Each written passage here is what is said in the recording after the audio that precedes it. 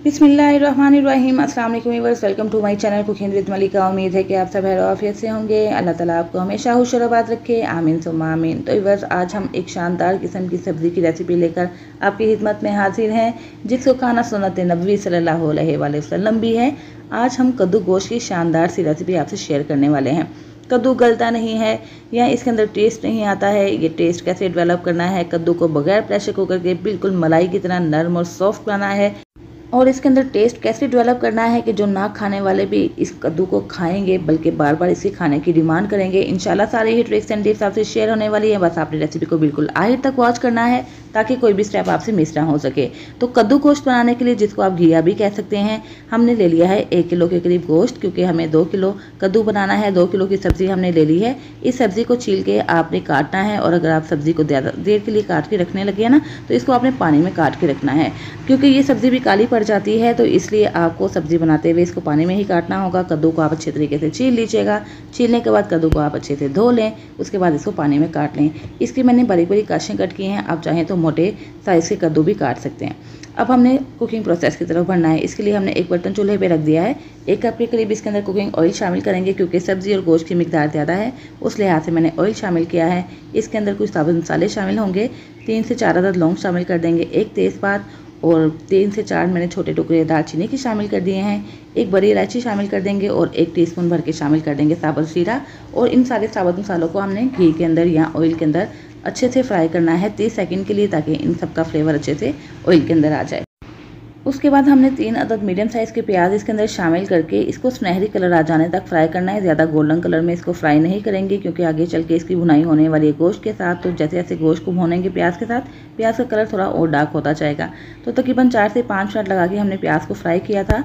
हल्का सा गुलाबी कलर हो जाने तक इसको हमें फ्राई किया। उसके बाद इसके अंदर शामिल कर देंगे 1 किलो गोश्त, और गोश्त शामिल करने के बाद इसको इतना फ्राई करेंगे कि इसका कलर चेंज हो जाए। और उसके बाद 1 टेबलस्पून भर के शामिल कर देंगे लहसुन अदरक का पेस्ट। इसके साथ भी गोश्त को अच्छे से फ्राई करेंगे 1 से 1.5 मिनट के लिए, ताकि लहसुन अदरक की मखसूस स्मेल खत्म हो जाए, इसका कच्चापन दूर हो जाए और अच्छे से फ्राई हो जाए। जैसे ही लहसुन अदरक फ्राई हो जाएगा, इसके अंदर 3 टीस्पून भर के शामिल कर देंगे सूरज मिर्च पाउडर। चूँकि हमारे पास गोश्त और कद्दू की मिकदार ज़्यादा है, इस लिहाज से हम मसाले शामिल करें, और आप अपने गोश्त की या कद्दू की मिकदार के मुताबिक मसाले ऐड कर सकते हैं, या अपने टेस्ट के मुताबिक भी इन मसालों को एडजस्ट कर सकते हैं। 3 टीस्पून मैंने यहाँ पे सूरज मिर्च पाउडर शामिल किया है, 1/2 टीस्पून हल्दी पाउडर शामिल किया है। नमक आप अपने टेस्ट के अकॉर्डिंग शामिल कर दें। फिलहाल ये 3 मसाले शामिल करके हमने गोश्त को 30 सेकंड के लिए बगैर पानी डाले भूनना है। उसके बाद हम तकरीबन 2 से 3 टेबलस्पून के करीब पानी शामिल करके इसकी भुनाई करेंगे। बगैर पानी शामिल किए जब आप मसाला भुनेंगे ना, तो उसकी बहुत ही अच्छी खुशबू आएगी सब्ज़ी के अंदर। तो इस ट्रिक को भी आपने याद रखना है और इसको फॉलो भी करना है। उसके बाद हमने पानी शामिल करने के बाद भी इसको भुना है, इतना भुना है कि इसका ऑयल सेपरेट हो जाए।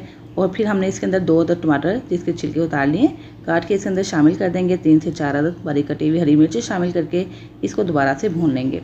भुनाई करने के बाद इसके अंदर हमने तकरीबन 1 से 1.5 कप के करीब या 2 गिलास के करीब पानी शामिल कर देना है, ताकि गोश्त हमारा अच्छे तरीके से गल जाए।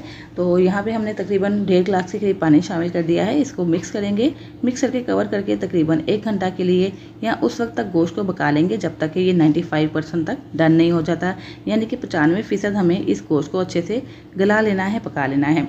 तो यहाँ पे तकरीबन 1 घंटा गुजर चुका है। आप देख सकते हैं कि जो पानी हमने इसके अंदर शामिल किया था ये मिक्स हो चुका है। इसी 1 घंटा के दौरान हमने तकरीबन 2 मरतबा इसके अंदर डोई भी चलाई थी, ताकि ये पानी खुश्क होकर जलना शुरू ना हो जाए। तो आपने भी 1 से 2 मरतबा इसका चम्मच ज़रूर चला लेना है। गोश्त को तकरीबन 1 से 1.5 मिनट तक दोबारा भून लेंगे, ताकि प्याज और टमाटर अच्छे से इसके अंदर मैश हो जाए। मसाला भुनने के बाद इसके अंदर हमने शामिल कर देना है कद्दू। कद्दू को हमने शामिल करने के बाद इसके अंदर अच्छे से मिक्स करना है, और इसको हमें फ्राई करना होगा। कितना फ्राई करना है इस स्टेप को आप गौर से देख लीजिए, कि जैसे हमने इसके अंदर कद्दू शामिल किया है, ये फुल बर्तन भर चुका है और इसके अंदर डोई चलाना भी मुश्किल हो रहा है। लेकिन जैसे जैसे आप इसको भूनते जाएंगे, इसका पानी खुश्क करते जाएंगे, आप इसकी मिकदार दे सकते हैं कि पहले से आधी रह गई है, यानी कि बर्तन फुल भरा हुआ था, अब आपको ये बर्तन आधा आधा नज़र आ रहा है, क्योंकि हमने यहाँ पे कद्दू को इतने अच्छे से फ्राई किया है कि इसका सारा ही पानी खुश्क हो चुका है। और ये आप देख सकते हैं कि इसका ऑयल आपको सेपरेट नज़र आना शुरू हो गया है।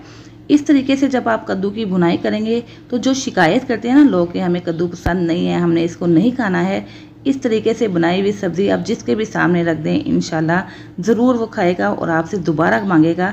कद्दू को आप इस तरीके से ज़रूर ट्राई कीजिएगा। अच्छे तरीके से कद्दू की भुनाई करेंगे, इसका पानी खुश्क कर लेंगे, इसकी क्वांटिटी पहले से कम हो जाए, यानी कि डबल से ये सिंगल में हो जाए उस वक्त तक आपने इस सब्ज़ी को भूनना है। इसको भूनने में 10 से 15 मिनट लग सकते हैं। फ्लेम आप हाई कर दीजिएगा, लेकिन भुनाई के मामले में आपने बिल्कुल भी कंप्रोमाइज़ नहीं करना है।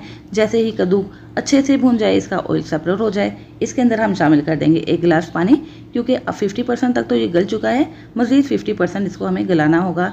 तो 1 गिलास पानी शामिल करने के बाद इसको बॉयल आने देंगे। बॉयल आने के बाद ये देखें बहुत अच्छे से बॉयल हो गया ना कद्दू। उसके बाद आपने दोबारा से इसको कवर करके बिल्कुल लो फ्लेम पे तकरीबन 30 से 35 मिनट या 45 मिनट तक पकाना है, जिससे क्या होगा कि बिल्कुल मक्खन और मलाई जैसा कद्दू तैयार हो जाएगा बगैर प्रेशर कुकर के, और इतना मज़ेदार और लजीज तैयार होगा कि खाने वाला खाता ही रह जाएगा। ये देखें यहाँ पे तकरीबन 45 मिनट गुजर चुके हैं।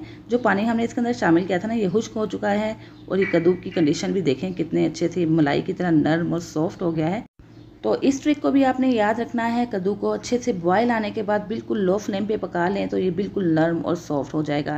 यहाँ पे आके कुछ चीज़ें हम और शामिल करेंगे। बिल्कुल आखिर में आके ये चीज़ें ऐड करने से इसका फ्लेवर और भरेगा। 1 टीस्पून हमने शामिल कर दिया है गरम मसाला पाउडर, जो कि ड्राई रोस्टेड है। थोड़ी सी कटी हुई हरी मिर्ची शामिल करेंगे, और कटा हुआ धनिया शामिल करने के बाद इसको मिक्स करेंगे।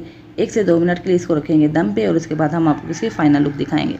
इसको आप इंजॉय कीजिए रोटी, पराठा, चपाती के साथ, या आप बॉयल चावल होते हैं ना, जो उबले हुए चावल, उसके साथ भी जब इस कद्दू को खाएंगे ना तो इंशाल्लाह खाते ही रह जाएंगे। इतनी यमी और लजीज ये रेसिपी तैयार हुई है। जितनी देखने में ये मज़ेदार है, खाने में उतनी ही लाजवाब है। ज़रूर ट्राई कीजिएगा इन्हीं सारे ट्रिक्स एंड टिप्स के साथ, और मुझे फीडबैक भी दीजिएगा। सर्व करने से पहले इसकी गार्निशिंग ज़रूर कर दीजिएगा हरी मिर्चों और धनिया के साथ। देखने वाला देखता ही रह जाएगा, खाने वाला खाता ही रह जाएगा।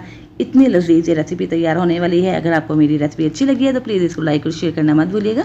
चैनल पर नए हैं तो चैनल सब्सक्राइब करके बेल आइकन प्रेस कर दीजिएगा, ताकि हर नई आने वाली वीडियो की नोटिफिकेशन आप तक फ़ौरन से पहुंच सके, जो बिल्कुल फ्री है। और आपने भी इस रेसिपी को बिल्कुल इन्हीं तरीकों के साथ, इन्हीं ट्रिक्स एंड टिप्स के साथ ज़रूर ट्राई करना है, और मुझे फीडबैक भी दीजिएगा कि जब आपने इस तरीके से ये रेसिपी बनाई तो कैसी बनी। इंशाल्लाह जो भी खाएगा तारीफ़ों के पुल बन जाएंगे। मेहमानों के लिए बनाइए, घर के अफराद के लिए बनाइए, या खुद के लिए बनाइए। जो खाएगा तारीफ़ के बिना नहीं रह पाएगा। इसके साथ ही बस इजाज़त दीजिए, फिर हाजिर होंगे इंशाल्लाह एक नई रेसिपी के साथ। अपना बहुत सा ख्याल रखिएगा, मुझे भी दुआओं में याद रखिएगा। अल्लाह हाफिज़।